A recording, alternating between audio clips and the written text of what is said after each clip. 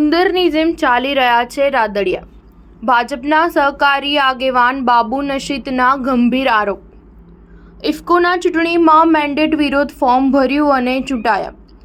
સી.આર. પાટીલ પ્રમુખ બન્યા પહેલા સહકારી ક્ષેત્રમાં મેળાપીપણું ચાલતું હતું. આ સાથે તેમણે ઉમેર્યું કે આ બિપિન ગોતાની હાર નથી, ભાજપની હાર છે. ઇફકોમાં ખાલી પડેલ ડિરેક્ટર પદની ચૂંટણીમાં જયેશ રાદડિયાની જીત થઈ છે તો ભાજપના મેન્ડેટ પર ચૂંટણી લડનાર બિપિન ગોતાની હાર થઈ હતી. આ બધાની વચ્ચે ભાજપ નેતા અને સહકારી આગેવાન બાબુ નશીતનું નિવેદન સામે આવ્યું છે. બાબુ નશીતે કહ્યું કે ઇફકોના ચૂંટણીમાં મેન્ડેટ વિરોધ ફોર્મ ભર્યું અને ચૂંટાયા. સી.આર. પાટીલ પ્રમુખ બન્યા પહેલા સહકારી ક્ષેત્રમાં મેળાપીપણું ચાલતું હતું. કોંગ્રેસમાંથી આવેલ નરેન્દ્રસિંહ જાડેજાને લોધિકા સંઘ આપ્યું. તેમણે ઉમેર્યું કે તાલુકા ભાજપનો હું પ્રમુખ હતો ત્યારે મારી સામે શિસ્તભંગના પગલાં લીધા હતા.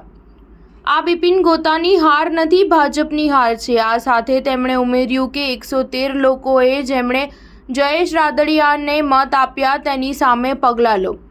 ડિસ્ટ્રિક્ટ બેંકમાં રૂપાલા સામે વિરોધમાં પ્રચાર કર્યો હતો. તેમણે કહ્યું કે મલાઈવાડી સંસ્થામાં કબજો છે. ડેરીના ભ્રષ્ટાચાર સામે અગાઉ મેં રજૂઆત કરી હતી. ઉંદરની જેમ બધા આડેધડ દોડી રહ્યા છે, તેના માટે નિર્ણય લેવો જોઈએ. આ સાથે તેમણે કહ્યું કે પાર્ટી વિરોધના હોદ્દા લઈ લેવા જોઈએ.